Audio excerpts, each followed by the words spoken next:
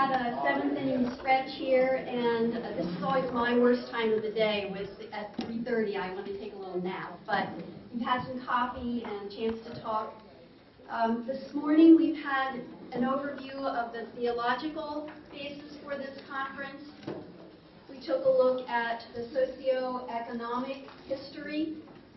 We heard about what it's like to be on the inside. And now this afternoon, this last session, is going to be how mass incarceration impacts our neighborhoods, our communities, our families, our children. We have 4 panelists today, and their biographies and information is in your folder. I would just like to introduce each one of them to you. And I'll start here from this side of the table. Reuben Jones is the Executive Director of Frontline Dads. Next we have Walter Zdunowski, Director of the Criminal Justice Program at Gwynedd Mercy University. Jondhi Harrell is coming, the Executive Director of the Center for Returning Citizens. And at the end, James Young, who is Case Manager for Person Ministries. And I do know that James has another commitment, and so he may be leaving a bit early if the panel is not quite finished.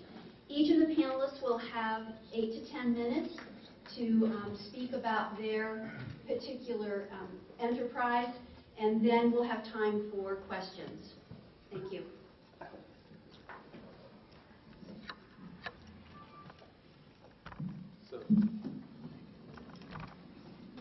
So I have the honor and the privilege of going first.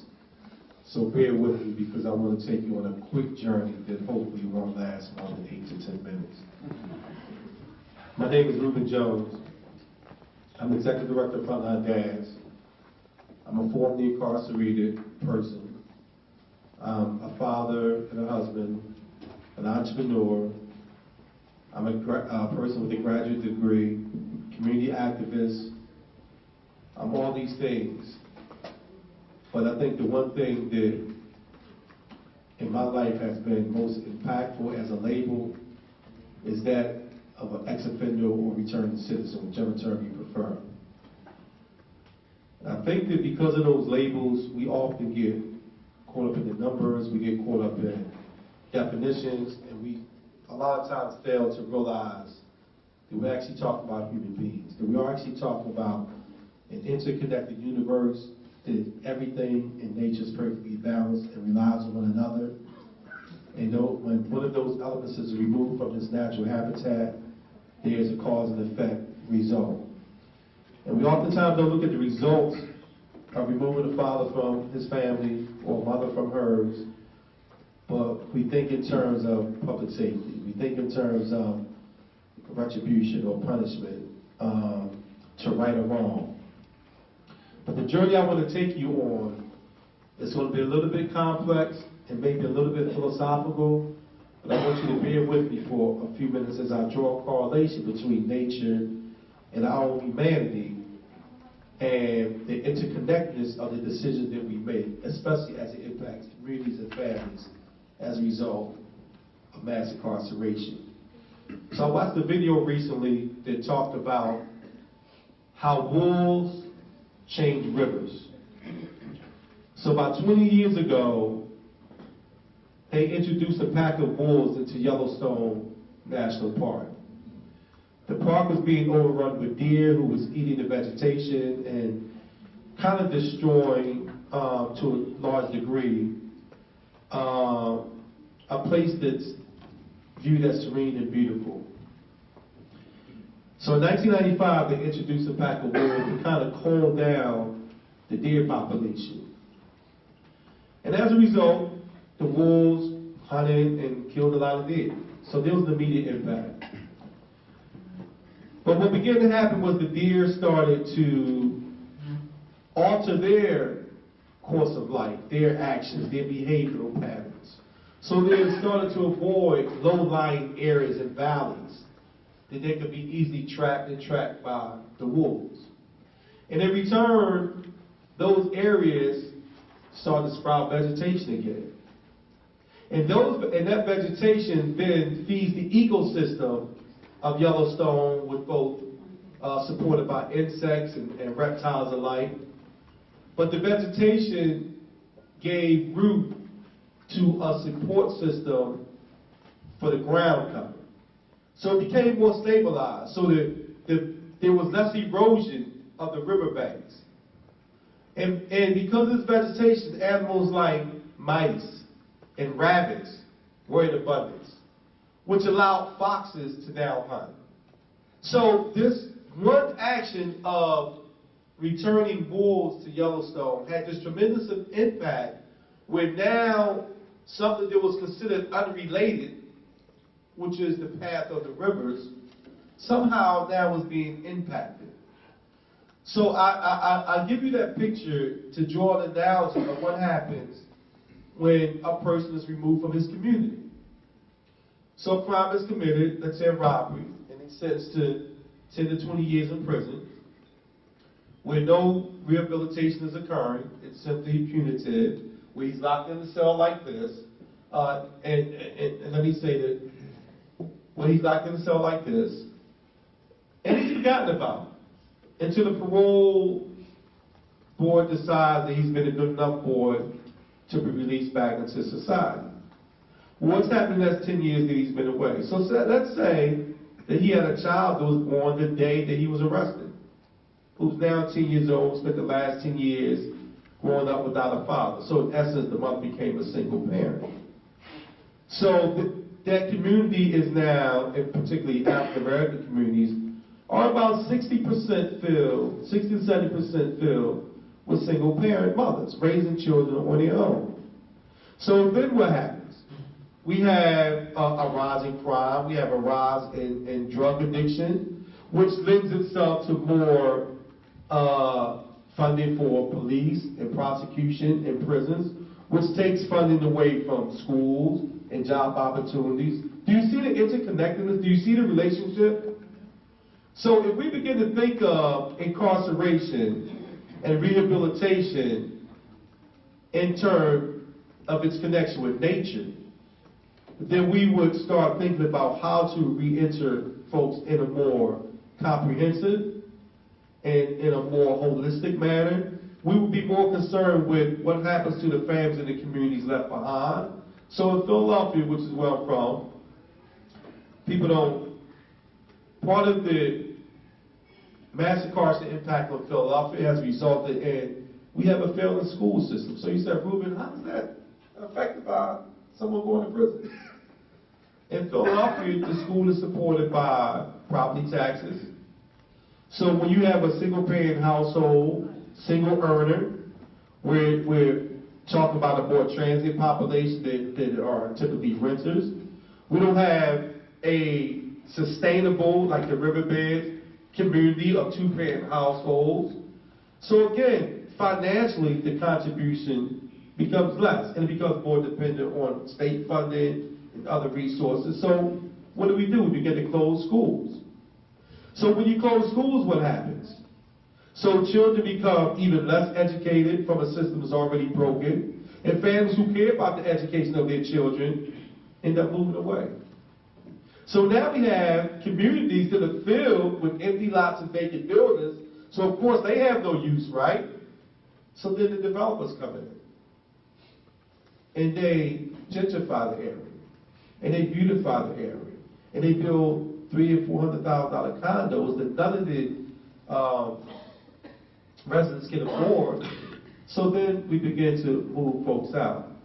So now the process lends itself to a refurbishing of those stabilized riverbeds for folks who spent 30, 40 years in the community they cannot benefit from. So we have a system where a tax system is imposed on families who can't send their children to a decent school.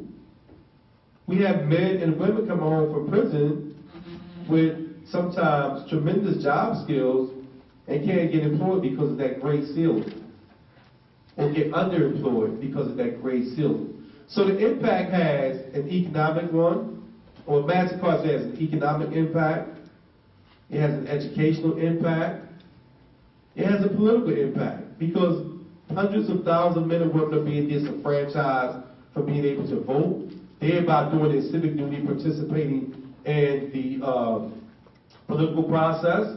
So they have less representation. They can't step up and run for office and represent their community that's dying for leadership.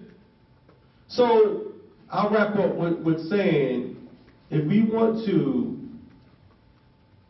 change the state of mass incarceration and its impact on our families, communities, political structure, economic structure, educational base, then we have to take it upon each one of us in this room to understand the impact and the consequence that every decision has on the larger society.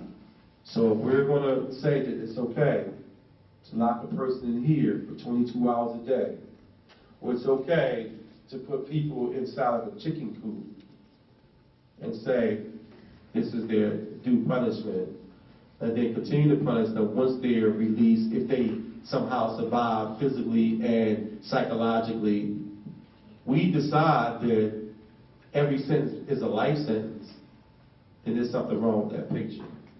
And for those who don't believe that that's okay, then we have to figure out a way to come up with a more creative solution and hold the folks accountable in the decision-making process who can make our dream and our vision a reality. Thank you.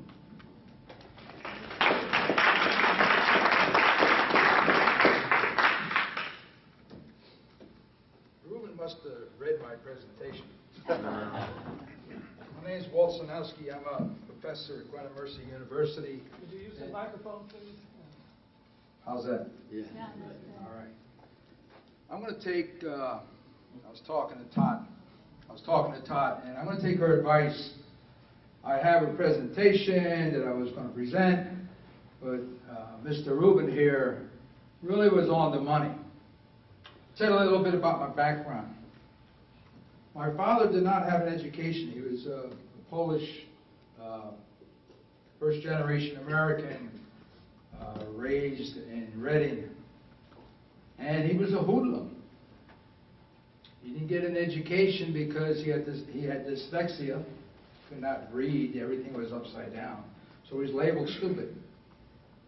So he went to crime. And my dad served maybe 3 or 4 years in jail before he got out. And when he got out, he joined the Army, or he got drafted during World War II.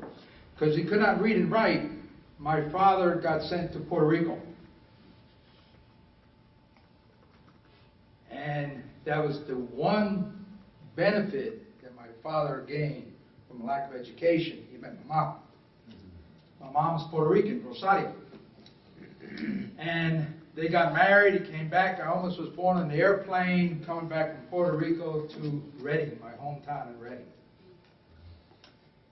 And my dad, when my mom arrived in Reading, she thought, what the hell did she do marrying my dad, because he had lied to her that he was rich. And he took her to Miners. Anybody from Reading? Nobody? Took her to Miner Street in Reading, and my grandparents, my Polish grandparents, had no bathroom. They had an outhouse, and they took a bath in a tub from the hot water they heated on the stove. And she was ready, and they all slept in the same bedroom. So, but she stuck with him. And one thing that I remember when I was growing up, we moved to McIlvain Street in Reading, which was separated from the rest of the town by a railroad track. Not only a railroad track, but a stone wall that if you put a gate on the under the trestle, it would look like they were hiding King Kong. My neighborhood consisted of blacks, 2 Puerto Rican families, 2 white families, which was mine. And we were raised there, a pretty tough neighborhood. We fought, no guns and knives, but back in those days when you fought, you didn't get arrested. You fought, and that was the end of it, and you shook hands, and that was it. Well, my dad taught me something, and so the rest of the fathers, and that every one of the fathers worked. Every one of them, white, black, Hispanic, they all had a job. And we all had dinner at 5 o'clock. The moms would come out, we'd be playing basketball or baseball at 5 o'clock, back on the table to eat, had to put on a collar shirt. That's how we were raised. And my father and all the fathers says, you will respect your teachers, your pastors, your doctors, your ministers, and your policemen. Reuben said here, hey, fathers are gone. Yeah, they're gone. They're not raising the kids. I'm not making people unaccountable for their actions, but the fathers are gone. Reason why I didn't get into trouble, because of my dad. He got into trouble, and he would make sure that I did not get into trouble. And the other reason why I got drafted during the Vietnam War. 18 years old, a man come up and picked me up, put me in a van, and off I went. Didn't have any time for education. I made the mistake of not going to college. Partying all summer long. So I paid for it, and luckily I came back alive, no scratches, and then Uncle Sam paid for my education. Associate's degree, bachelor's degree, master's degree. I got some courses now for my doctorate degree. 40-some years. I tell my kids, I got 3 kids, 2 girls, 1 boy, 4 grandkids, just one was born 2 weeks ago, a girl. I got 4 grandkids. Now I am in college teaching. The last 10 years I've been teaching at Gwynedd Mercy University Criminal Justice Program. And what am I teaching them? How to respect the people that they arrest. How to respect the people that they arrest. People that have been arrested already know they did something wrong. So now what you got to do is help them not make another mistake. And help them out the best you can. Yeah, the prisons are full.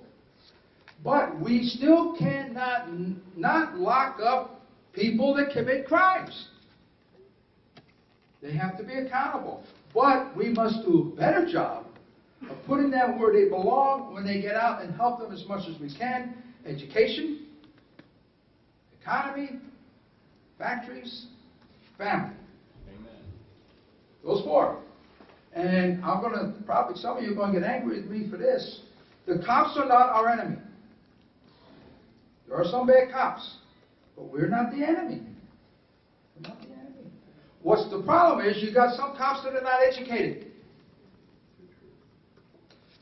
And I ask, and I send letters to the Senate and Congress, please have the president get that pen out. He wants to use his pen. Pass the law. In order for you to be a cop, you must have a bachelor's degree. Sign that paper. Yeah.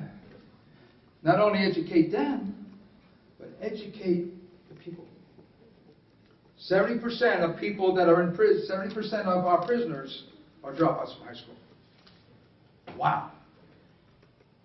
Is that not a correlation of a problem? So 70% of Philadelphia, I think 50 to 70% of students in Philadelphia drop out. So the suburbs, North Penn school district where I'm from, they were celebrated that they only had 20% dropout rate. What? The cancer's growing. The cancer is growing. And my hat is off to all of you for doing what you guys are doing. Wow. Unbelievable. We need more and more of us. But there's no enemy. The enemy is us, or a person, or a group that's trying to divide us. This is the greatest country in the world. But we need to solve poverty. We need to solve the job problem. Bring those factories back. You know, I would never vote for Trump. Never. But he says one good thing. He says, hey, he's going to bring factories back. Bring them back. Bring them back. I'm still not going to vote for him. I'm still not going to vote for him. But he's right on with that. Right on with that. So, part of my presentation, let me just move on real quick. Because I am a professor, I'm always set. I got a program, I got a set, but you know what? I only got 8 minutes. So, here we go. I want to focus on the collateral consequences of mass imprisonment. These consequences have tremendous impact not only on the offender, but also on families, like Reuben said, communities, and on the nation. Have Get Tough policies worked? And if not, why not? We have Get Tough policies in this country because in the 70s, crime was on the rise. People in the communities were begging law enforcement and their governments, do something, save our cities, and as a result, they got the war on drugs, which I was part of. I was part of the first task force in the nation. I was a state trooper, first task force. Matter of fact, we learned from the feds learned from us how to investigate drugs. And I arrested thousands and thousands of people. Yeah. But, major drug dealers, pounds of cocaine, pounds of heroin. Not a guy that was smoking a joint in the street. Somebody smokes a joint in the street, I saw them, I took the joint, put it down the drain, and says, hey, please, don't do that, you're messing up your life. Always gave people an opportunity. I told my friends over here, during the course of being a cop, I could have, one of my students said, did I ever shoot anybody as a cop? I said, no. I could have shot 12 or 13 people, but gave them the opportunity to think about their decision. Kicking the door one time, going through the door, go up the steps, the guy is reaching for the 45. I said, don't do it. Don't do it. Kick the door in Roslyn. Guy runs in the bathroom. I run in. He puts a gun to my stomach. I put my .38 snub in his mouth. I said, don't do it. It goes on and on. I lost a friend, an FBI agent, Chuck Reed. He got killed. He got killed. I was shot at 9 times and they missed. Maybe I was supposed to go to Gwynedd Mercy and make good cops. I went to service, didn't get a scratch.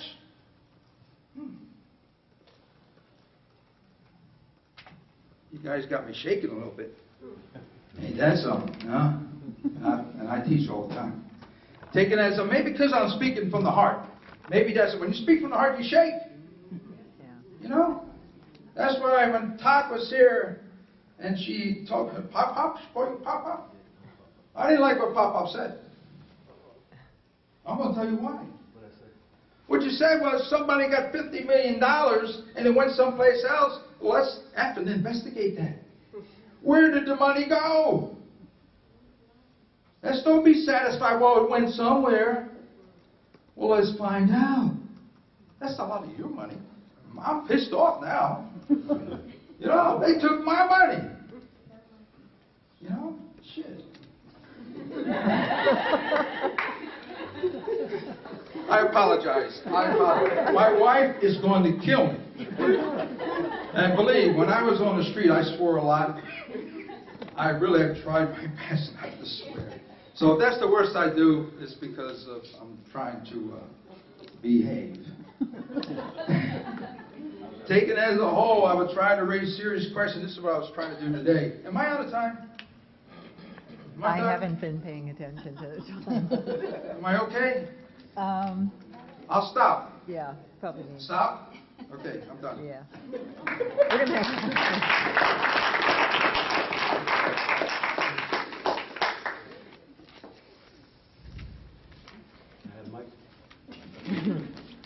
Yes. All right. I'd like to do a couple of things with my time. One, I'd like to explain very briefly what we do at the Center for Returning Citizens, so you can understand how we attack the problem of mass incarceration. And instead of just telling you, I'd like to show a couple short clips that I have on the laptop.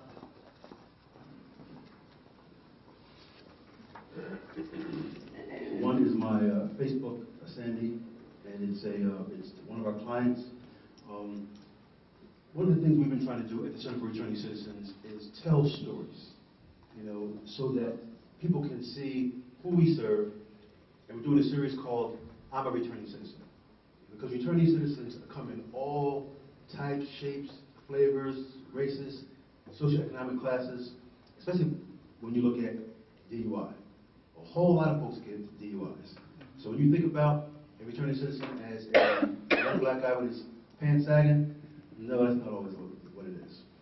We have lawyers who've lost their licenses. We have the doctors who wrote a few too many scripts and they got their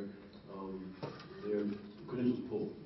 We have social workers who are involved in fraud. We have folks with bachelor's degrees, master's degrees, who have DUIs, and now they had to start over. So returning citizens come in all different categories. So we have a film that shows one of our returning citizens, a young woman who's come home, and I'd like for you to hear her story.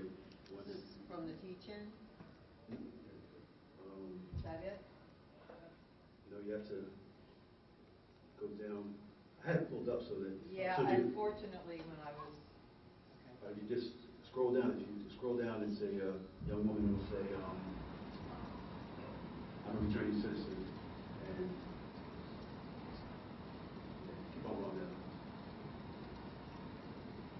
Those are my grandkids. I took them to the park. No. Go down. Right below that. About 2 or 3 videos below that. It's a young white female. Right there. Can you make that large in the play? I'll try, yeah, let me get it going. Oh, hold on, I gotta sound up too.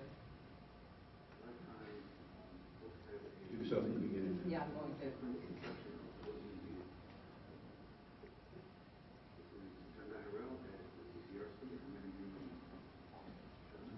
Do you need the mic? I'll get the mic.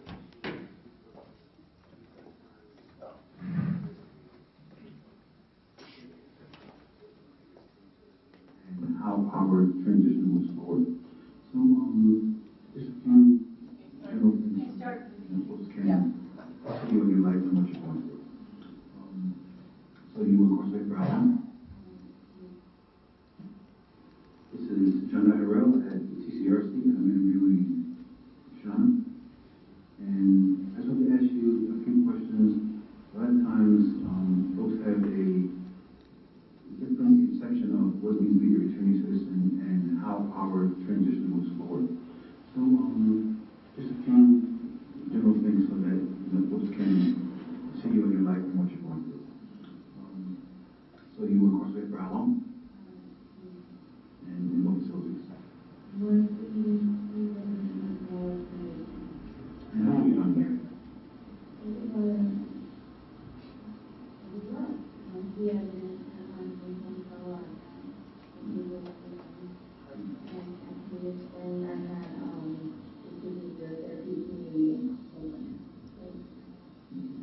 And when you came home, what did you find?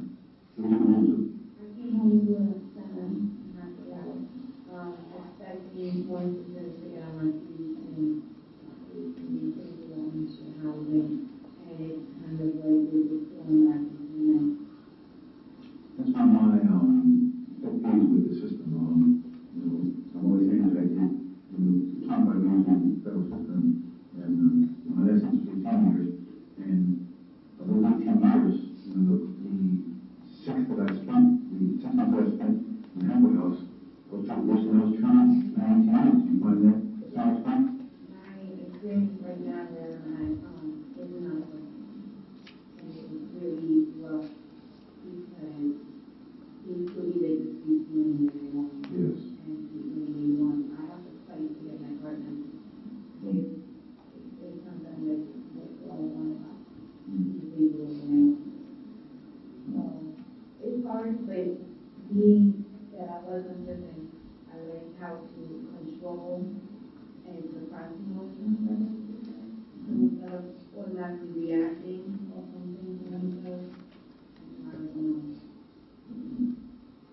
One of the differences in females transition as opposed to males is trying to retrieve your children from either DHS or family or intensive care. Can you tell us about your daughter and your situation? How did that come down? When I was arrested, she got put into some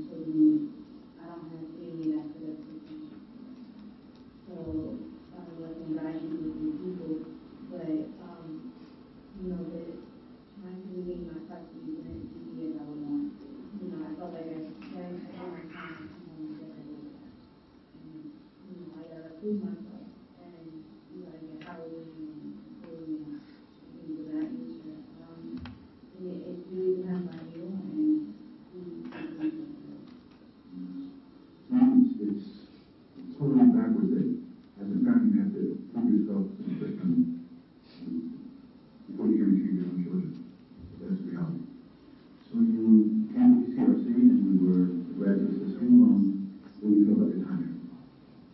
I honestly would sit here with people and be like, in my head, what is your motive? Because and I told you that I worked there before, like I couldn't understand the passion that actually helped me and the work that they were doing to help me. Like I never experienced in my corner down nowhere from 40 years, let me know of a job or an organization that can help me with housing out of the blue.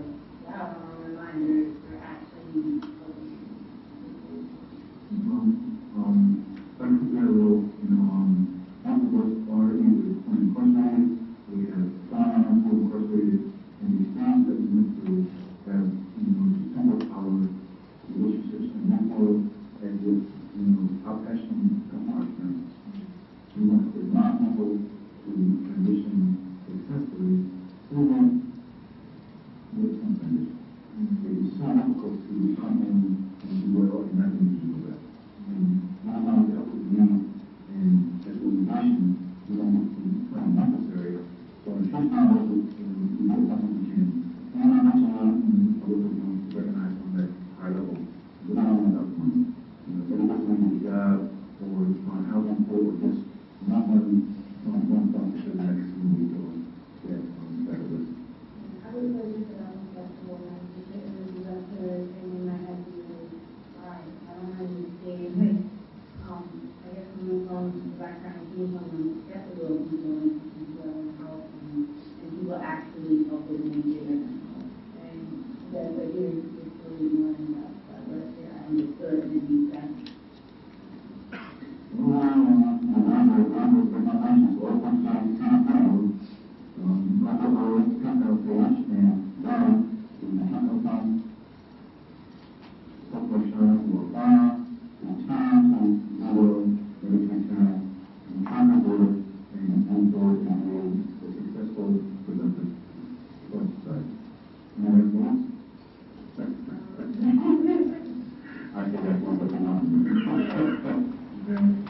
In more actuality, like I really appreciate you home and mother and your household and you really going to do really especially if you don't leave your kids. You're doing the right thing. I would just ask more questions. This is Tim Sorry the sound quality wasn't as good as I would like it. What she was basically saying is, she was describing her circumstances. Shauna's only been home for about 2 months. She came to us, we helped her find a job. She's still in a halfway house. We were looking for her an apartment. Her situation is, DHS has her 3-year-old daughter. And so she has to prove to them that she is a competent mother, and she has to have employment, and she has to have a living situation that they can then come out and improve in order for her to reacquire her daughter, whom she loves dearly, and whom she has missed during the time that she was incarcerated. So many times our females who are returning have a unique situation that is much different from the males.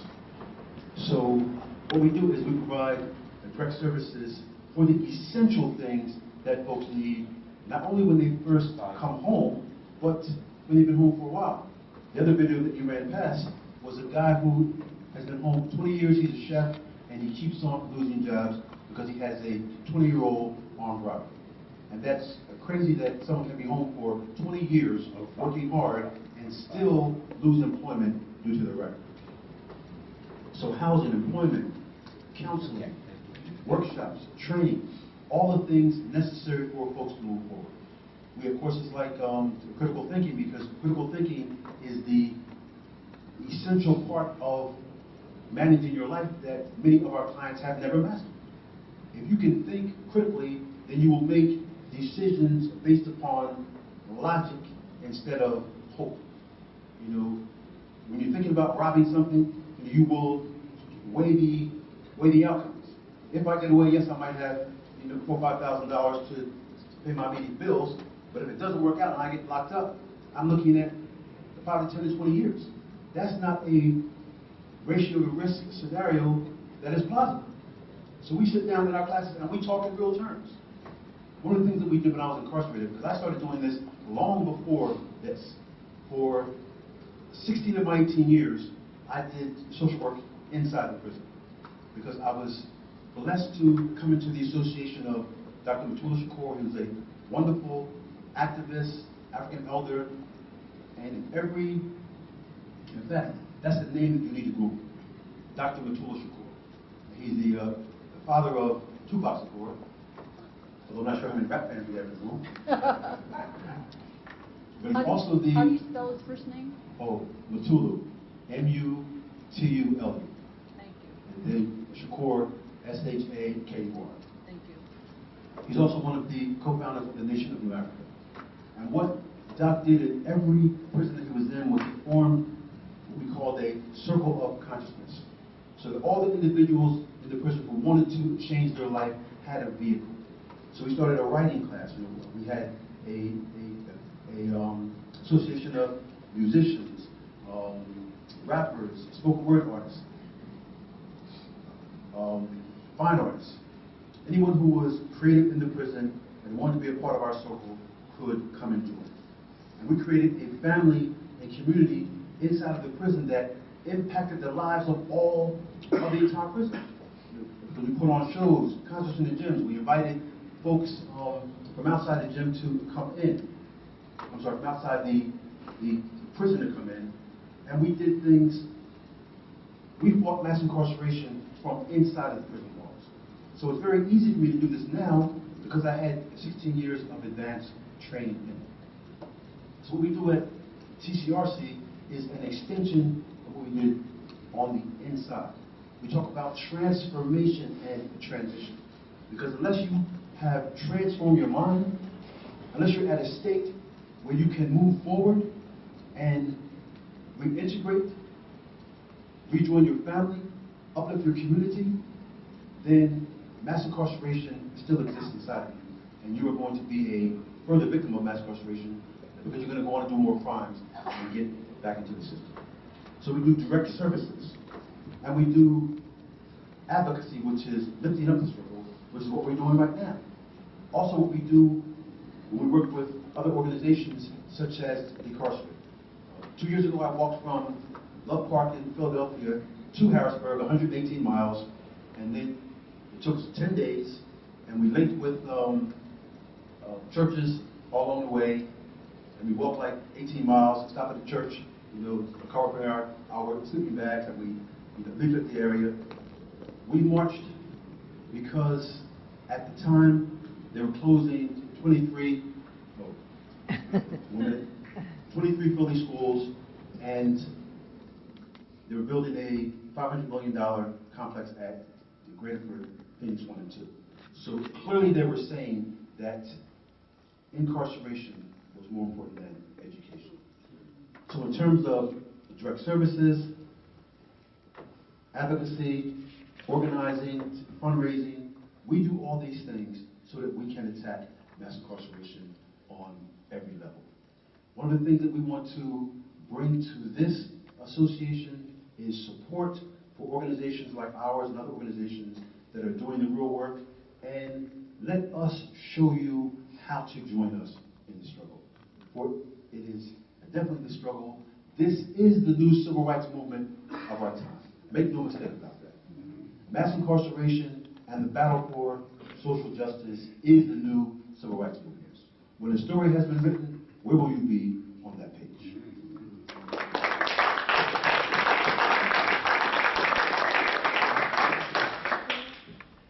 Good afternoon. My name is James Young, and a little bit about myself. I've been in Reading for 3 years. Basically, 3 years ago, I came to New Person Center after being a resident of the state for 10 years. parole sex offender. I am also the case manager with New Person Center. Been doing that for almost 3 years now. And I believe that kind of helps me give a good understanding to what the guys are going through. I won't touch base on employment, housing issues.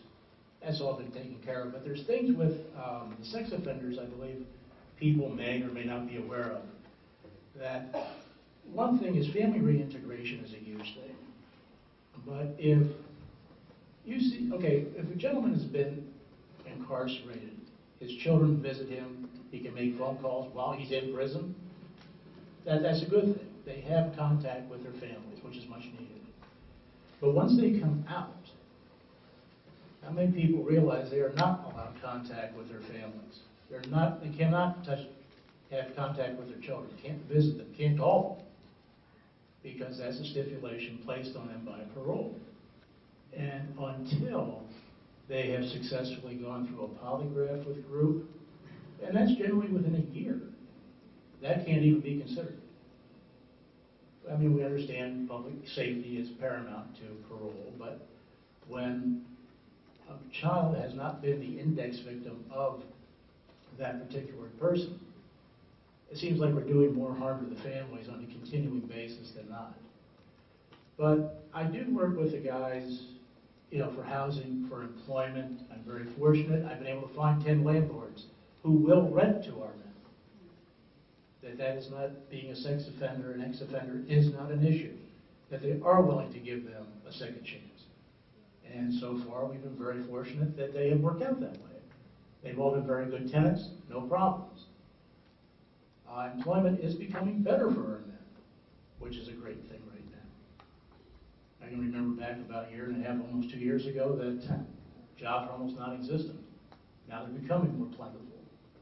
But a lot of the guys are willing to do whatever it takes to get back on their feet and to reintegrate back into society. One thing I've encouraged them to do is what I've been doing. I put myself out there. You know, I'm involved with the community. People know my background. They give me a second chance. But what we do, we have to work to prove ourselves, that we are worthy of that second chance. And many people are willing to give us that shot once we've, you know, proven ourselves. And that's all I'd like, you know, the public to do, is to try to look at us as individuals who have made a poor decision and not continually ostracize and chastise us for our past. Thank you.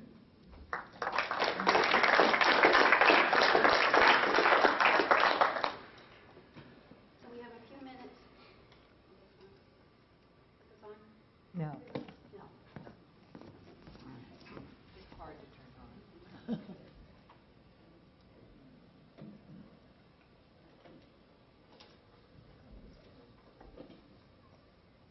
All right, we do have a few minutes and time for questions.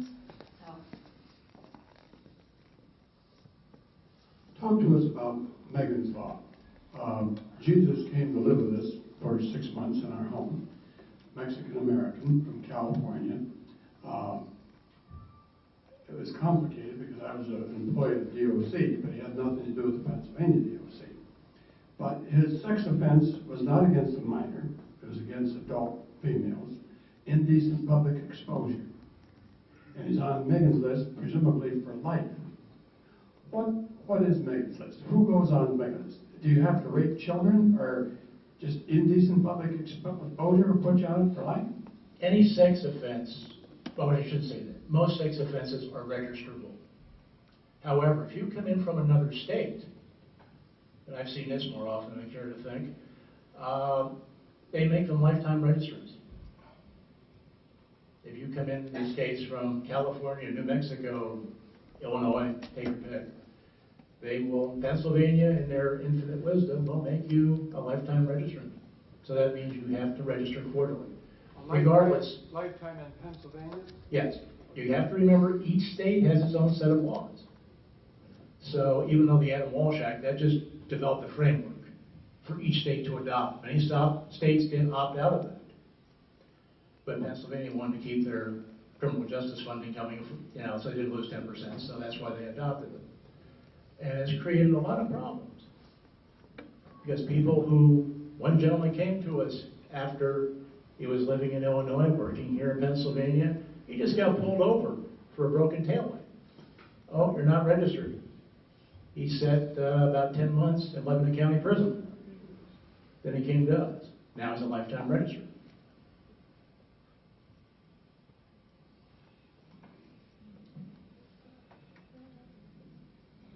Mr. Young talked about proving yourself, if you prove yourself. And I'd be interested in anything that any of you have to say about how exactly do you prove yourself as a returning citizen?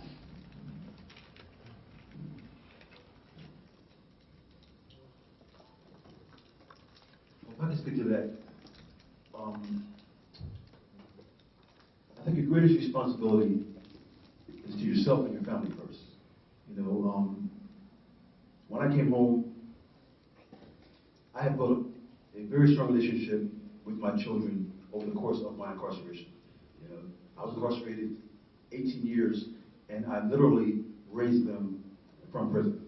And I did superhuman things to, you know, earn money, take care of them, and to stay in their life. You know, I was in the federal prison, so they had to fly across country to see me, and I financed that. You know, I worked, you know, 3 or 4 jobs in the prison to make sure that I was a good father to them. You know, so I proved to them that I was their father during the course of my incarceration. You know, so when I came home, we already had that strong, you know, foundation built. When you have done your time, when you have fulfilled the dictates that a society gave you, you know, the judge gave me a 20-year sentence, and I did 18 years. You know, the proof of that is the time that I did. You know, when I come home, then a society is forcing me to prove all over again that I should be a part of society. You know, that's unjust, but it's a reality. You know, so what you have to do is you have to find a job. You have to reintegrate to your family. You have to do community work. You know, you have to be a person that's worthy of respect. One of the reasons that we pioneered the term returning citizens is because that is what we are. We are citizens who are returning to our rightful place in society. And we're assuming that place. You know, so the proof is as we move forward. But we don't have to prove that we are citizens. We're already citizens. We're just returning to what is rightfully ours. I'll speak to that as well. And I want to take a two-pronged approach to that. First, I'll speak personally, and then I'll get into really answering the question as it relates to mass incarceration on a larger level. So me personally, many of the things that Jondhi spoke of earlier, most of the men that I know personally from being incarcerated engaged in the same process. So the transformation process for me began while incarcerated. The work continued after coming home, not to necessarily prove myself, but to create a value for myself. In other words, I have something to bring to the table. I have something to offer. So I did community service for free. I volunteered. I went back to school. I learned, you know, a skill. I developed a skill. I gave back to my community. I mentor youth. I go inside the prison and teach. I hold down the job. I'm a father to my children. So all those things are naturally part of my life, demonstrating that as a human being, I have value. So, but the problem is, whether someone, and you can't disprove a negative, right? So if someone believes that Reuben Jones, who's an ex-offender, formerly incarcerated, returning citizen, or whatever, has no value about society, I can't prove to that person that I do. I can't change your mind and make you understand my journey and accept me into your heart. That's not even my desire. I'm sorry, what's your name again, sir? James. Mr. James just said he was a reformed sex offender. There's people in this room that literally gasped when he said that, who felt whatever in their gut. Some people are never going to trust him to watch their children, no matter what he does to redeem himself. And that's a reality that we have to come to terms with and be honest about. We don't have to sugarcoat anything. I understand that there's a population that says, you did something wrong against society. We don't want you here. I get that. But when we say that, on the same token, you know what we're saying? We're saying the system doesn't work. Because if you send someone to prison to right a wrong, to be reformed, to be be transformed to be rehabilitated, whatever title you want to use, and then they come home and you still choose to punish them, you're saying, A, the system doesn't work, and you don't trust it. So we can't have it both ways. We can't say, be tough on crime, send them to prison to be punished, send them to prison to be rehabilitated, but when we come home, we turn that robbery into a life sentence. So we got to decide which society we want to live in. And it doesn't matter what the other folks think who says that we have no value. What matters is, if you believe that everyone has redeemable qualities that can be transformed and has a place in society, then you fight for that. Amen. A question for Reuben, or the person that comes out and does well for a while, and then he goes back to commit the second crime and goes back to jail. How do we deal with that person? Okay. Great question. So, how many of you have had your hearts broken? Raise your hand. Did you stop loving after you got your heart broken? Or did you continue to look for that right person to love? So what we do is we make transformation or rehabilitation a zero-sum equation, right? It's all or nothing. Either you're going to come home and be a good boy for the rest of your life, or I don't really believe you've been rehabilitated. People make mistakes. I worked in the drug and alcohol treatment for years, and I know John and I has as well. So the reality is, most people dealing with addiction have a relapse. Yes. That doesn't mean they don't have a genuine desire to be sober. It doesn't mean they don't have a genuine desire to be a good father to their children or to be a good citizen. It means, as a human being who's fallible, they fell down. They made a mistake. They made a bad choice.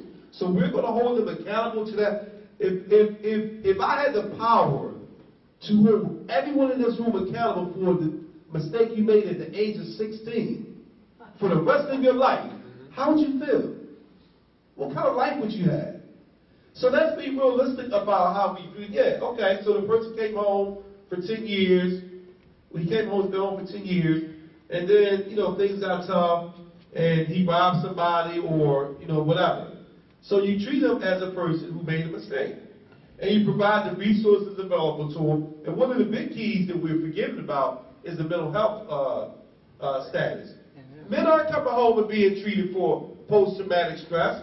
We aren't being treated for depression and bipolar disorder when there's nothing humanizing about being inside this box for 15 years without suffering some psychological damage. But if you choose to dismiss that and not treat that problem, but hold me accountable for the effects of that problem, then I think there's something wrong with that equation.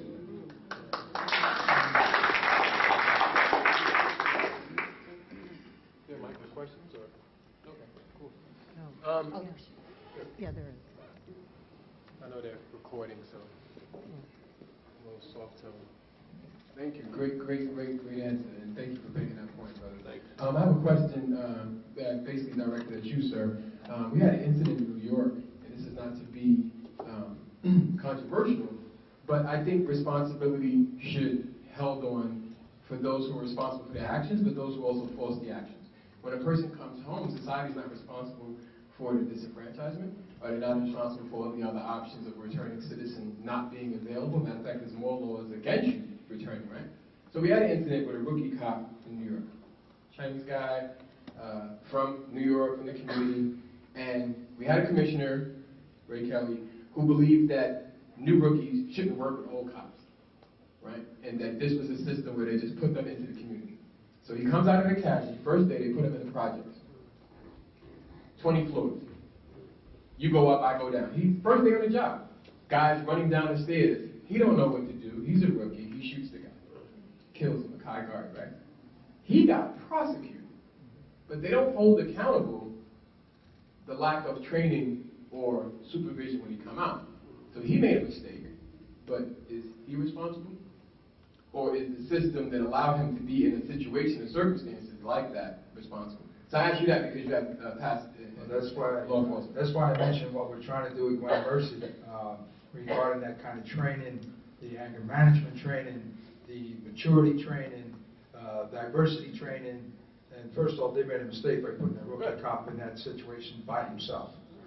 That's unheard of as far as, I had to spend a year with somebody in the state police taking care of you and making those decisions. So the organization was wrong for allowing that to happen, but again, I think the training was not proper for that guy.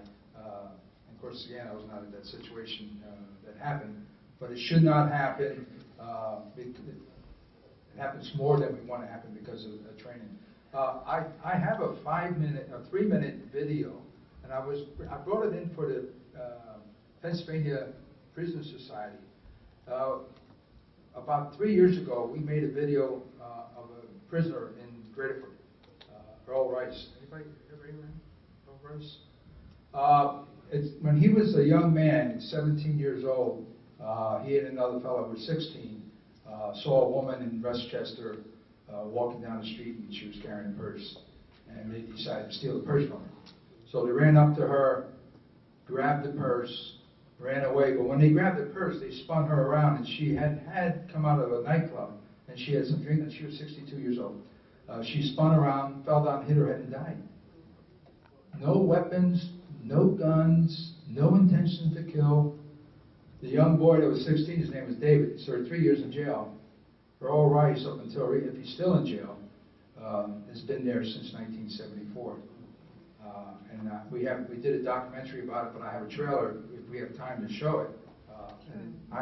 Do we have time? It's only about 3 minutes. Yeah. And Is it, I have it on the, you'll see it says 9 seconds at the bottom. I floated it down to the bottom. Oh, okay. Yeah, you probably won't have to do anything except. Thank you for your question. And that's happened a lot, all over the place. I think a lot of times some of our suburban cops, or young cops that go, even the ones that go to college, and they never dealt with inner city people. They're scared. The same thing is when you have a person returning and there's no other opportunity but what they did before. People revert back to that. Yeah. Okay, so 9 seconds. There's the one at the top. The one at the top there with the. That's it. And then for Mike again. There it is. Microphone. Yeah, this is crazy. 9 seconds from the time they decided to take this lady's purse.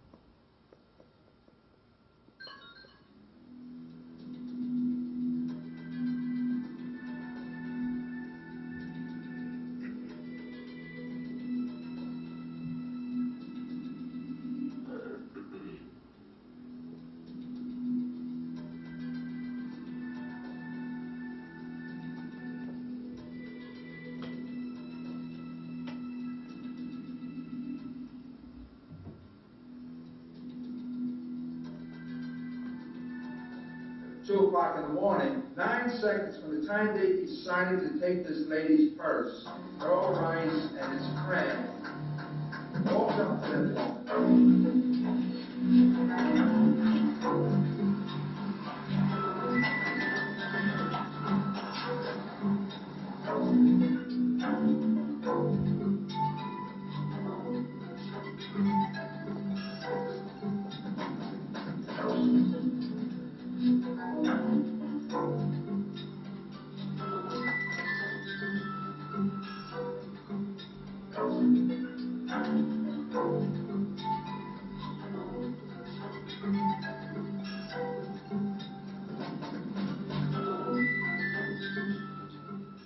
If Earl Rice and his accomplice would have stopped, hey, what's going to happen if they catch us? 9 seconds. And that's what Earl Rice stressed to us. If I only thought about what we were going to do prior, I probably would not be here today.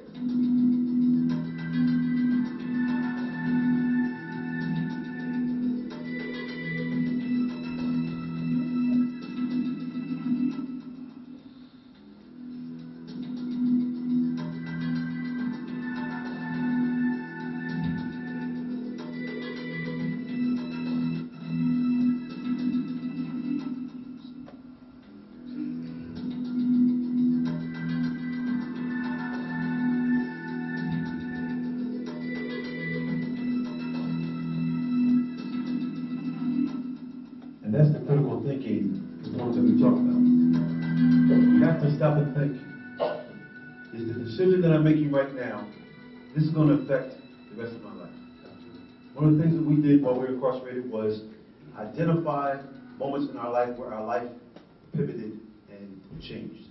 And we got guys to identify those times and really think about those circumstances.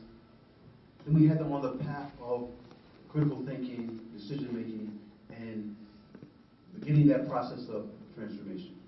And that's so important. That's so life-changing when you get people to not only think, but to raise their level of consciousness.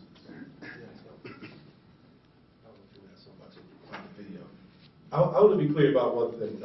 Beautiful, impactful, powerful video. I want to stress to everyone in this audience that mass incarceration is just not about men and women returning home from prison and their families.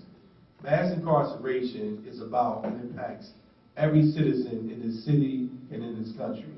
When you mentioned the $50 million, your tax dollars support mass incarceration.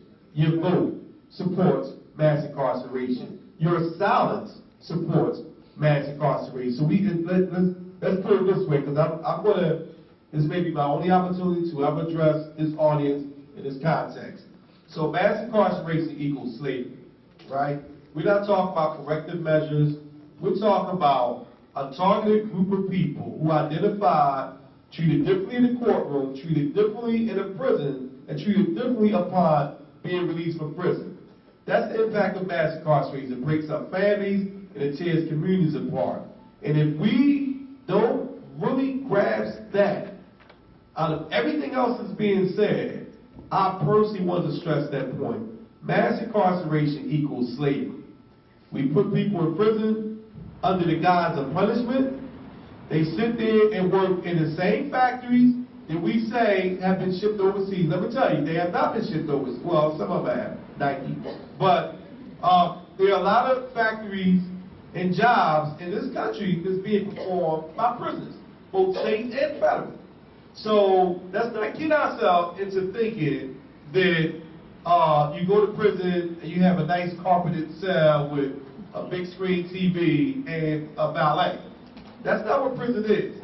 I know we can use some nice pretty words, and I love the nice pretty words, but we also gotta come to reality with the grittiness and the reality, which is oppressive, is dehumanizing, it is torturous to put somebody in here for 20, 30 years. And we have people in Pennsylvania who have been in solitary confinement for 20 plus years with no human contact. It's mentally debilitating, and we created a society, and I'm going to dominate the conversation, I apologize, with over 2.4 million people incarcerated, more than any industrialized country in the world. That's scary for one. So that tells me, are Americans that much more violent and criminal than everyone else in the world? And then when we look at the juxtaposition of the population, 60% of that population is African American, though we only comprise 12% of the population in the country. We really have to get some serious thought. And I'm not going to say we don't need prisons. Let me tell you something. I spent 15 years in one, and I'm thankful that some of those guys are still there. Let me just tell you. So some people, we don't want to take away from having a safe society, being there to protect folk, but we definitely want to do it in a humane and just way. And my position is, if it's not happening in a humane and just way, then we need to change that. We need to do something different, and we have to not only hold the politicians and the leadership accountable, but we have to also hold ourselves accountable. And so I talk a lot about the what, but at some point, I want to get to the how, so that we can leave here with a plan. Walter, as of yesterday, Earl Rice was at Graham. Okay. Good information. All right. What do we do to get him out? Well, yes. Wait, I have the money. Oh, I'm sorry. My question was supposed to be directed to the gentleman that left, but I'll throw it out here for everyone. I thought it was incredibly brave that he admitted that he is a sex offender and that he was able to come before us and talk. What I would like to know, I'm the break it down person from last night. In the whole prison realm of sexual offenders, and I think we have to be very careful with language because people hide behind things and people build things up as a result of how it was expressed. Most people on the outside, and a lot of people in churches, look at sex offenders, as child predators, child molesters, and people that behave in such a way that behavior has to be abated and changed. Within the prison community, within the prison period, and I haven't heard much about this, and I'm going to probably ask my own question. What happens to rehabilitate a sex offender? And a sex offender, the difference between a sex offender that has offended with children and a sex offender, as he gave the example, a decent exposure adult. We even in our society break that down the middle as well. We tend to feel a little less hatred towards an adult sexual offender that raped a woman. And of course, you all know she deserved this, she that. There's always some of that underlying archaic thinking there. But when it comes to children, that's one of the most reprehensible things in the forefront of many people's minds. In terms of, somebody asked a question about prove yourself. How does one that is a sex offender, and most specifically one that has offended against children, without rehabilitation? I'm not sure if it's happening in prison. I'm not going to say no, probably is not. But how does that person go about proving themselves, I guess you would say, worthy of free being in general society? I hope I answer your question. I'm going to speak from my sister's experience. She lives in Utah. And her son was 17, and he had sex with the 15-year-old. And the father of the 15-year-old wanted charges filed, and my sister's son spent 7 years in jail for that offense. How many young men, I don't even know the stats on that, are in jail today for that particular offense? He's out now, cannot find a job because of this mark on his, they don't want him working in restaurants because he was a cook. There's a lot of young people working in the restaurant. So he's unemployed, and to his credit, he became an artist, and now he's selling paintings for $10,000, $15,000 a painting. And so he regrouped. But I think it's tough, and maybe you've got an answer to how they prove themselves. Sometimes it's tough. So here's the reality again. You're the break it down person, I'm the reality person. There's no such thing as rehabilitation on any level in any prison in this country. I just want to be, For anything. For anything. Doesn't matter. Then why haven't we been? Let me finish. Go ahead. There's some programs that are offered, whether it's anger management, whether it's, a sex offense class. But the reality is, and this is my challenge to you, it's all window dressing. So the parole board, for instance, if a person is accused of any sex crime, whether it's against a child or an adult, they can't even get out of prison without admitting, guilt. Like, I did that, and I'm not going to do it again. That's what they want to do. Number two, they have to take a sex offender class. So there are two prerequisites before they can even step out the door. Then the third thing is they have to register upon release. I think it's 24 hours, right? So the sex offender class, and I may be speaking out of turn because I've never been in one, but most of the classes I've been in that are state sanctioned are someone who comes in at the bequest of the state and basically says, whatever is from the paper, they work them through it for however long a period of time, but there's no substance to it. There's no therapist working with the individuals. If you have a violent crime and you spend 10 or 15, 20 years in prison, and you haven't been afforded an opportunity to work through whatever caused you to commit that violent act in the first place, then you're not in tune to how to prevent it. You understand what I'm saying? So if someone's a sex offender and they haven't had a therapeutic process to get to the heart of their behavior and figure out ways to divert those urges or contain those feelings and neglect that behavior, then I'm sorry. They can make conscious decisions, but I'm sorry that the opportunity wasn't afforded to them while in prison to get to the heart of, that behavior. Do you understand what I'm saying? Oh, it's not about my understanding. I understand completely what you're saying. What I am trying to communicate to you and everyone else here is the perception, whether you're in prison or not, and you're a sex offender, basically, because of what you just said, you admitted that there are no therapeutic processes or any type of a class. If I knew on the outside that that's all you had to do was a class, and we weren't reaching the root of what created this behavior, which is unfortunately some of the perceptional nastiness that goes on in terms of those of us on the outside. We've been given the perception that prison is supposed to, quote, rehabilitate you, and then our perception of rehabilitation, has been skewed to the side of, well, prison is going to actually change him, and there are some people in there that can go and help and do things that need to be done to change this person's behavior. And my concern is, A, it's not happening.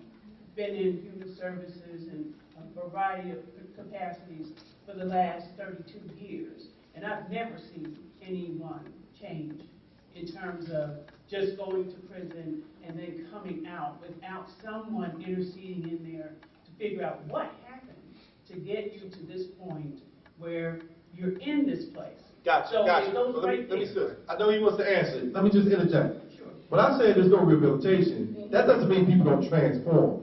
So I want to be clear that rehabilitation as a concept doesn't happen because the process that it connotates doesn't exist. People transform their lives because they took initiative to say, I don't want to return to this. I don't want to repeat this behavior. I don't want to be this person. And they start to figure out through whatever process they design to get the help that they need. I'm saying that the system does not provide rehabilitative. First of all, just as I just want to be idealistic for a second. Let's remove the word rehabilitation from our vocabulary because it leads you down the wrong path, right? So if you break it down, rehabilitate is what? To return to some state that was before. So ideally, you don't want the person coming into prison to be returned to the state that he was at before, right? What we want to do is have people take ownership of their choices, right? And recognize the wrong, right? Develop some new skills. They can make different decisions. That's why John, I said the critical thinking is so vitally important. And now, when you begin to do that, you can see your role in the wrong and how not to repeat that behavior. You can see your Does that take role. place in prison while you're there? Classes or services related to how to think critically? Is any of that important stuff taking place? While it seems like a heavy burden to place that on individuals practicing in re-entry when so many years have been dedicated to punishment and no other progress other than punishment. I get that whole thing. What I want to know is these important aspects, critical thinking, as you just mentioned, why are they not in the service menu in the prison? Now, there's probably a million answers to that, but I want to hear from you guys, why that is not taken. Well, I already told you, the system is not designed for that. So I don't know if I could be any more clear, but maybe they have a different. Well, in my dealings with sex crimes, sometimes I had some cases with them, and in regarding sexual predators of children, child predators, they have admitted to us, when we arrest them, child predators, they say they can never, this is them speaking, they can never be cured, so never put me back in a position where I see little girls or little boys. So they have told us, no, what you do for us will never help us. That's why when he said he was a sex crime violator, right away I rolled my eyes, because I thought, oh, is he a child predator?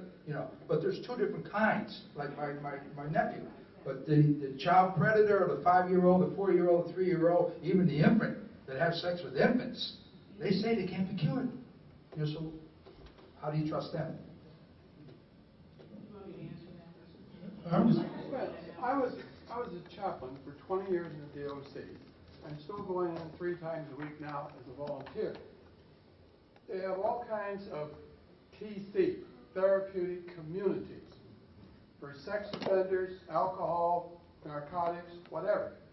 These guys live on a separate unit. They have classes, training, they bring in survivors, not victims, to talk to them about their experience. So yes, this programming is going on in the Pennsylvania DOC today. Okay, and if you talk to the Secretary of Corrections, Mr. Wetzel, others, and I've been there, I've watched it, I've seen it. They asked me to come in since I've retired to be the speaker at the graduation for these therapeutic communities. So it is going on, and we're paying thousands of tax dollars money to do these therapeutic communities and other kinds of training. The question is, how effective is it? As I've listened to men who've taken the training, some will say, boy, that really helped me, I'm better help. Others resent it, they don't want to be there, and they're just doing it so they get a shot at parole. Exactly. Whether it does them any good or not, it depends what the man brings to it. And that's the same on the street. People that don't go to prison, they get probation instead, and they're required to take this program in order to maintain probation. Is it going to do them any good or not? It depends up to the person that's taking the program. Yes, I think the reality is that, there are some programs in place. I lived in a therapeutic community in Terre Haute inside of prison. And, there were those who did benefit, there were those who bought into the program, and there were just those who were there because if you joined that community, you lived in a better part of the prison. Right. It was better food, we had our own refrigerator. I mean, it was the perks of being a part of that. So I think what Reuben is saying that transformation is from within. Yeah. People have to want to change. Right. Regardless of what the program is there. If you want to change, you will find a way to change. Right. Because that's your focus. You want to change your life. But for many people, that's not their focus. And that's what was said about sexual offenders.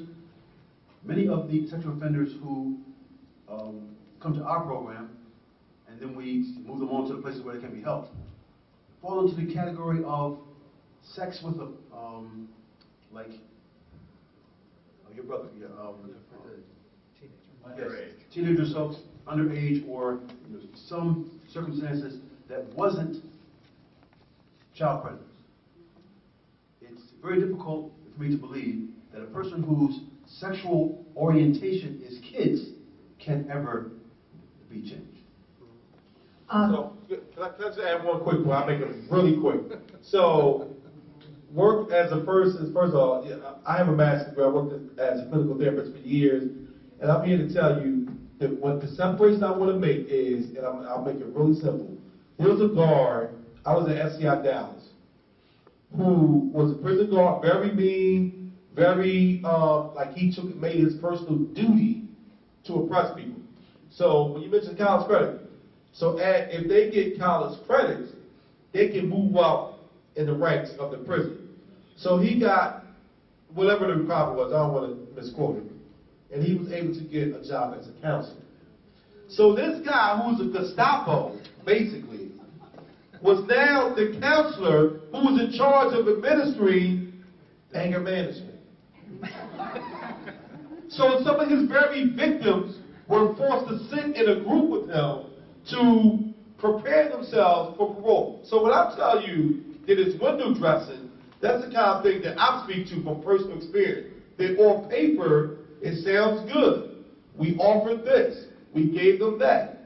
But when the person who's delivering the service is someone who knocks you in the head with a nightstick because you're asked to be let out your cell to go to a law library, or beat you to broke 3 ribs because you were while in solitary confinement, then you're not going to trust this guy with your innermost feelings or whatever. And part of the therapeutic process means you have to be honest with the therapist so you can get to the root cause of whatever the behavior is. So I'm not just making this stuff up. This is real. And so people outside the experience don't know that it's not real because they go by what they've been told. We give them every opportunity to be rehabilitated, right? But I'm telling you that most of it, that doesn't mean there's not valuable program within the prison. I see Ann Swanson's back there. Prison Society is one of the programs that came into the prison when I was there. Played a tremendous role in my own personal transformation just by engaging in some of the programs they provide. So there's a lot of value. But what I'm telling you is programs designed by the DOC typically don't work. Okay, I'm going to have to be assertive here. All right. This is going to be the last question because we do have another program at 5:15, and I want to make sure that they have time to do what they need to do. So last question, and then we wrap it up. And so, John Rico. Yeah, hi. So last evening, Brother Glenn Martin talked about the bottom line being about economics. Absolutely. So can someone put this discussion in that framework of how do we invest dollars into treatment? And then if there is a part B, what about the regulations? Like who's setting regulations and that sort of thing? Let me say this. For some time, as we came into association with the Pennsylvania Council of Churches, we've been working on a plan that we feel would be a blueprint for religious organizations to be a part of the struggle against mass incarceration in a meaningful way. Because all we do is come here and talk, have the wonderful meal we had earlier, and then go home feeling good about ourselves. We haven't accomplished anything. So this is called the proposal for the establishment of a Pennsylvania Council of Churches Mass Incarceration Relief Fund. And I have some copies that I'd like to hand out for those who are interested. And this fund would function as a faith-based fund designed to support grassroots organizations that assist individuals who are incarcerated or who are formerly incarcerated. The relief fund would provide grant support to programs that focus on redemption and rehabilitative work, job training, placement assistance, and transition support as returning citizens reenter our community with the ultimate goal of decreasing recidivism and strengthening the communities affected by mass incarceration. How we envision this is the Council of Churches coming together, sending out notices to all of their members and asking them, as a church, can you contribute $100 a month to this fund? Then these funds are compiled, and you have a committee of Pennsylvania of Council of Churches, members who would sit on the board, along with returning citizens, and grassroots organizations who are associated with the church would apply for these funds, and then it will be overseen so that the real work that is being done by real organizations could be funded. We need to talk about how we can put dollars behind our words. How when a person comes in our office and they are trying to find a job and they need a transpass. If you don't have a transpass, you can't go find a job. If you find a job, if you don't have a transpass for the first 2 weeks, how do you get there? If you're hungry, you can't even focus on doing the right thing. If you have no clothes, if you can't move forward in a real way. As an organization, most of the grassroots organizations that are doing the serious work in the community are volunteer-based. TCRC, we have 3 or 4 part-time paid staffers. The 20 to 30 folks who do the mass of our work are all volunteers. You cannot fight mass incarceration, which is a 24/7, $80 billion a year industry, with volunteers. You have to have paid staff, you have to have your lights on, you have to have your heat on, you have to be moving forward. So let's talk about, in a real way, allocating funds so that we can be a model for the rest of the country. If the Pennsylvania Council of Churches can do it, then they can do it in New York, they can do it in Minnesota, they can do it in California, but we could be the model to say, we put together these funds, we're funding these organizations, this is the work that's being done, and then publicize it. So the whole country can see that this is the reality, that churches and persons of faith can come together with returning citizens, formerly incarcerated people, and build the movement. When we talk about a movement is, where does the movement start? The civil rights movement didn't start at the lunch counters. It started in churches where there were plannings. It started in offices. It started in small grassroots groups that said segregation is wrong. How can we attack this? How can we change this? Well, mass incarceration is wrong. Social injustice is wrong. We have the blueprint. Let's put it together, start the funding, start the action, and be real about why we are here. Thank you. Amen. So really quick, many of you probably heard of Leon Sullivan. He was a visionary who created the Sullivan Trust and the first black-owned mall in the country right there in Philadelphia. And he had what's called the 1036 plan. Zion Baptist Church at the time was one of the largest churches in Philadelphia, with some pretty well-to-do members. He asked his congregation to give him $10 a month, not him, but this vision, for 36 months.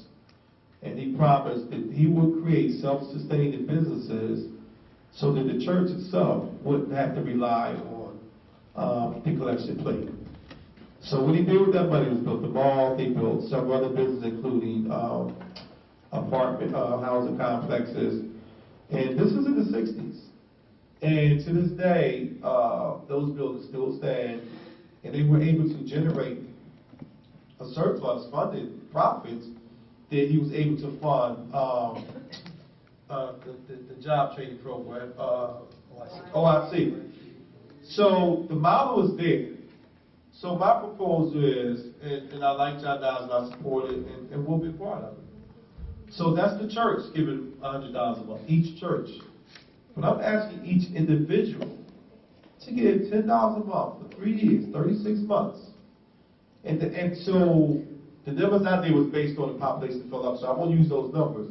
But whatever that, so out of how many churches are in the Council of Churches and its parishioners, you're talking about billions of dollars that can be generated to do a couple of things. A, to actually start businesses that will hire directly returning citizens. We all know that there's a great ceiling in which one of the most important things you need to do coming home is being a product for yourself and your family. And there's a stigma attached to being an ex-offender, and men and women have a difficult time with finding jobs. So that fund will start businesses that returned citizens can work at. It will also put a profit back into the church. So the church will recoup its initial investment. But the other thing we'll do is help build infrastructure. By infrastructure, I mean, they just announced that the federal government is releasing 6,000 prisoners for the drug offenses. And the reality is, we don't have the programming, the funding support, the structure to really, like John Dodd mentioned, the housing. We really don't have those things. The federal government precludes a man from living in public housing if he has a drug conviction. And then so 6,000 people are going to come home and whose family may not be stable enough for them to support them. And we're going to be at a loss. So we need to build everything. We need to build low-cost or subsidized housing for returning citizens. We need to lobby for votes. We need to hire paid lobbyists to get our issues to the forefront with these politicians who right now could care less. They've been with them, everybody's built a career off of being tough on crime. So I don't have a nice pretty document like John Dodd, but the idea of the 1036 fund can be tremendously beneficial to the reentry movement, to ending mass incarceration for a number of reasons. And everyone likes to quote, everyone likes to build stats off of programs that are already kind of proven, but we have an opportunity to be at the forefront and be a pioneer and do something no one else is doing in the country and have the rest of the country following our lead. One real short, one real quick. If it's going to be a movement, you need to ask the right questions for the movement to be successful. So what are we looking for? Why? How? What's the problem? If you ask the wrong question, you go down a dead-end street and you're stuck in the mud, and you'll wind up not being successful. So any movement has to get their act together and ask the right questions. What is the problem? How do we get here? How do we solve it? Where do we go from here? If we don't do that, if we don't ask the right question, so it's not just mass incarceration is the problem. It's a lot of factors. Okay? That's all I got to say.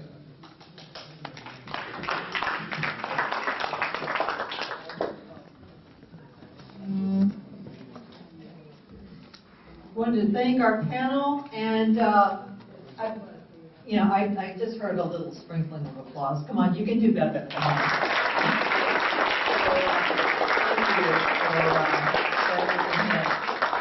We're going to be starting in just a couple of minutes with a session on solitary confinement. But one thing I wanted to mention is for those of you who may be leaving, there is an evaluation form in your packet. We would really like to get your feedback. If you can do it before you leave and turn it in at the registration table, I would appreciate that. If you can leave your name tags, we can reuse those name tags. I should have said that earlier, but really would like to get those back as well. So we're going to break for a couple of minutes, set up for the solitary confinement session, and dinner will be at 6:30, I believe it is. 7, I'm sorry. Where? Where? Right here. Is the solitary confinement in the amphitheater? It's going to be right here, actually. The solitary confinement is going to be in this room instead of in the amphitheater. Reuben. Yes, sir. Show the weeks.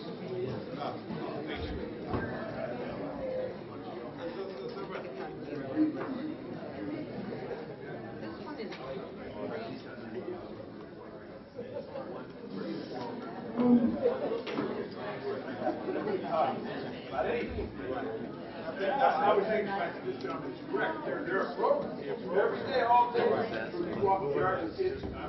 Students there. I figured out. I met earlier this year that